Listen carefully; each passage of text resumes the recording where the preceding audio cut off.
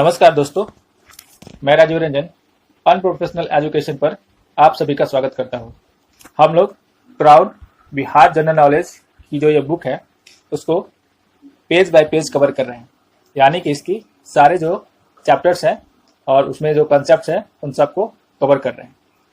अब तक इस वीडियो सीरीज में हमने पहला चैप्टर कवर कर लिया है और साथ ही साथ दूसरा चैप्टर का पार्ट 1, जिसमें कि हम लोगों ने जो एंशिएंट टाइम में बिहार का जो टेरिटोरियल डिवीजन था, यानी कि एंशिएंट टाइम में जो बिहार था वो अलग अलग कितने तरह के किंगडम्स में बटा हुआ था, उसके बारे में हमने पढ़ा था। आज के इस वीडियो में हम लोग मगध के ऊपर कितने डायनेस्टीज ने रूल किया है उनको पढ़ने वाले हैं। तो आज के इस वीडियो में हम लोग उनमें से जो सबसे पहला बृहद्रथ डायनेस्टी है उसको कवर करेंगे। तो अंत तक बने रहिए हमारे साथ। चलिए आज की वीडियो शुरू करते हैं। वीडियो शुरू करने से पहले जो उस समय की जो बिहार थी उसमें कितने तरह के किंगडम्स, या फिर ये कह लें कि जो 16 महाजनपद की बात होती है, तो वो 16 महाजनपद कौन कौन से हैं, उनका लोकेशन क्या है, उनके बारे में थोड़ी सी जानकारी हम लोग ले लेते हैं। ये आपके सामने बिहार का एंशिएंट टाइप का मैप है, जिसमें कि मैक्सिमम जो महाजनपद है वो इसमें आ जाते हैं। ये बिहार के आसपास के रीजन वाले जो जनपद हैं उनके बारे में इसमें दर्शाया गया है। उस समय जो पूरी की पूरी पॉपुलेशन कह सकते हैं कि जो मैक्सिमम पॉपुलेशन थी, जनसंख्या थी, जो मैक्सिमम कम्युनिटीज लोग रहते थे वो इसी एरिया में रहते थे, यानी कि जो गंगा रिवर थी उसके दोनों तरफ। तो इसमें आप लोग को देखने को मिल रहा है, हम लोग पहले बिहार से ही शुरू करते हैं। तो बिहार में आपको इस पार्ट में देख रहा है अंग, यानी कि अंग प्रदेश। यहाँ पर है आपका मगध, यह है आपका वर्जी, वर्जी लिखा हुआ है बट यह वर्जी है। यह है पुंद्रा, बांग्लादेश के अंदर, याद रखिए। यह है वंगा, वंगा से ही आज का जो शब्द बंगाल है वो बना है। उसके अलावा है राधा, सुहमा, कलिंगा, याद रखिए दोस्तों, ये कलिंग है जिसके ऊपर अशोक ने आक्रमण किया था और इसके ऊपर जो उसका वॉर है वो काफी ज्यादा इंपॉर्टेंट भी है, अक्सर एग्जाम्स में क्वेश्चन आते हैं। उसके अलावा ये है सवारा, ये है अस्माका। उसके अलावा ये विदर्भ है, पुलिंदा है। सबसे इंपॉर्टेंट है ये आप याद रखिए अवंती। अवंती की जिक्र जो है वो आपको मौर्य डायनेस्टी के टाइम में भी मिलेगा। अवंती है, उज्जैनी है, उसकी जो कैपिटल थी। तो अक्सर इसका जो जिक्र है आपको आने वाले वीडियोज में मिलता रहेगा। चेदी है। उसके अलावा काशी हो गया, वाराणसी जिसको आज हम टाइम पर जानते हैं। उसके अलावा मल हो गया, वत्सा है, कोसल है जहाँ पे प्रभु श्री राम का जन्म हुआ था। उसके अलावा आप पंचाल देख लीजिए यहाँ पर, जो कि द्रौपदी का जो है वो द्रौपदी का यहाँ जन्म हुआ था। उसके अलावा ऊपर में ये कुरु है, कुरु यानी कि जो महाभारत के टाइम में जो पांडव थे या फिर कौरव थे उनका अपना प्रदेश। यह है मत्स्य, जहाँ पर महाभारत के अंत समय में जो पांडव पुत्र जो थे वो गए थे निवास करने के लिए, जब उनका अज्ञातवास था तब वो इसी प्रदेश में थे, मत्स्य में। यहाँ के राजा थे विराट। उसके अलावा ये सूरसेना।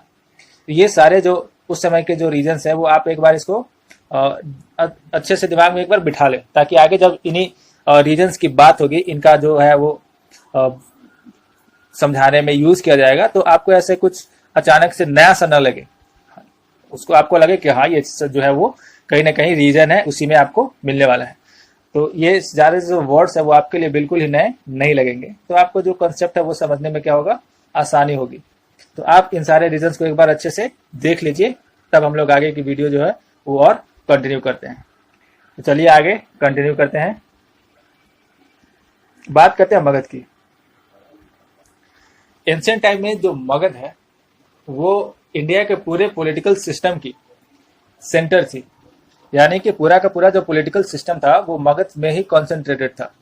यहाँ पर जो राजा हुए हैं, जो किंगडम हुआ है, उसने ऑलमोस्ट पूरे इंडिया को उस वक्त पूरे इंडिया पर रूल किया है। मगध के बारे में सबसे पहले जो हमें मेंशन मिलता है वो अथर्ववेदा है, अथर्ववेदा में मिलता है। हमने पहले भी इसके बारे में कई बार डिस्कस कर लिया है। आज के डेट में जो हमारा बिहार है उसमें पटना, गया और कुछ पार्ट शाहाबाद डिस्ट्रिक्ट का है। उनको मिलाने पर एंशिएंट टाइम का जो मगध है वो पूरा का पूरा बनता है। शाहाबाद अब ये डिस्ट्रिक्ट के फॉर्म में नहीं रहा, बल्कि इसका डिवीजन हो गया है। अब ये दो डिस्ट्रिक्ट अलग अलग, आरा और रोहतास, अलग अलग दो डिस्ट्रिक्ट बन गया है। रोहतास में सासाराम शहर है, जो कि इससे बिल्कुल नाम आप देखेंगे तो शाहाबाद और सासाराम मिलता जुलता है। सासाराम वही शहर है जहाँ पर शेर शाह का जो है वो जन्म हुआ था और यहाँ पर इनका मकबरा भी है। तो ये तीनों डिस्ट्रिक्ट पटना, गया और कुछ पार्ट्स शाहाबाद है। तब इनको हम आपस में मिलाते हैं, तब हमें एंशिएंट टाइम का जो मगध रीजन था वो मिल जाता है। पहले समय में जो कैपिटल थी मगध की, वो पहले तो राजगीर रही है, उसके बाद पाटलिपुत्र है।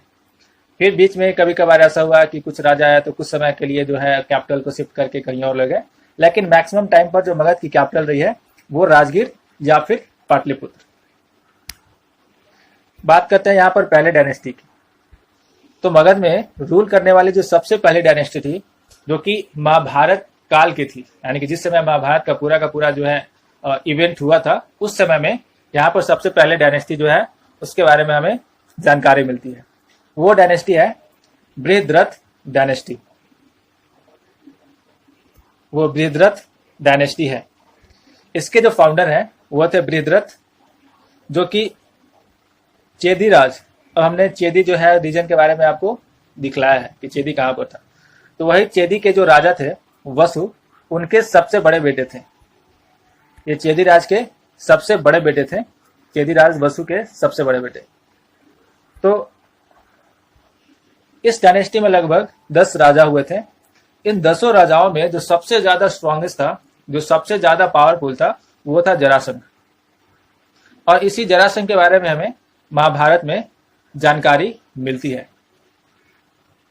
महाभारत में जो जरासंध है उसको पांडुपुत्र भीम जो थे उन्होंने मारा था लॉर्ड कृष्णा, यानी कि भगवान श्री कृष्ण के मदद से। आप लोग महाभारत अगर देखे होंगे तो इसके बारे में आपको जानकारी होगी। तो सबसे जो अंतिम राजा था वो था रिपुंजय। सबसे अंतिम राजा था रिपुंजय, जिसको कि उसी के मिनिस्टर पुलिका ने मार दिया था। जरासंध के टाइम में इसका जो कैपिटल था वो था गिरिब्रिज, यानी कि राजगीर। और जरासंध ने अपने जो पूरे के पूरे जो मगध रीजन था उसको काफी ज्यादा दूर तक फैला दिया था, यानी कि उसकी जो रूल थी वो काफी बड़े एरिया में थी। उसने चेदी को अपने में मिला रखा था। अंग प्रदेश है, पुंडरा है, वंगा है, कलिंगा है। आप ये सारे जो रीजन्स जो है वो मैप में देख सकते हैं। लगभग उड़ीसा, वेस्ट बंगाल, कोलकाता, बांग्लादेश, इस सारी जगह पर, मध्य प्रदेश, ये सारे आज के डेट में ये मैं जगह आपको बता रहा हूँ कि इन सारे जो रीजन था उस पर जरासंध का रूल था। सो दोस्तों, जरासंध काफी एक मोस्ट पावरफुल राजा था अपने समय का। तो दोस्तों, ये थी बृहद्रथ डायनेस्टी, जो कि मगध पर राज करने वाली सबसे पहली डायनेस्टी। अकॉर्डिंग टू टेक्स्ट हम कह सकते हैं कि सबसे पहली डायनेस्टी जो थी वो बृहद्रथ डायनेस्टी थी। इसमें सबसे इंपॉर्टेंट जो रूलर था वो था जरासंध। सबसे पहला रूलर था वो है बृहद्रथ, और सबसे अंतिम है वो है रिपुंजय। तो आप इसको अच्छे से कवर कर लें। सो दोस्तों, आज के इस वीडियो में बस इतना ही। आज की ये वीडियो अगर आपको अच्छी लगी और इन्फॉर्मेशन अगर आपको लगा कि हाँ ये इन्फॉर्मेशन काफ़ी यूजफुल है, तो आप इस वीडियो को ज़रूर से लाइक कीजिए और जितना हो सके इसको शेयर कीजिए और कमेंट कीजिए। तो आपका कमेंट ही मेरे लिए मोटिवेशन का काम करता है, तो आप ज़रूर से कमेंट करें। चैनल अब तक सब्सक्राइब नहीं किया तो चैनल को सब्सक्राइब कर लें। तो दोस्तों, तब तक के लिए थैंक यू। मिलते हैं अगले वीडियो में एक नई डायनेस्टी के साथ। थैंक यू, धन्यवाद।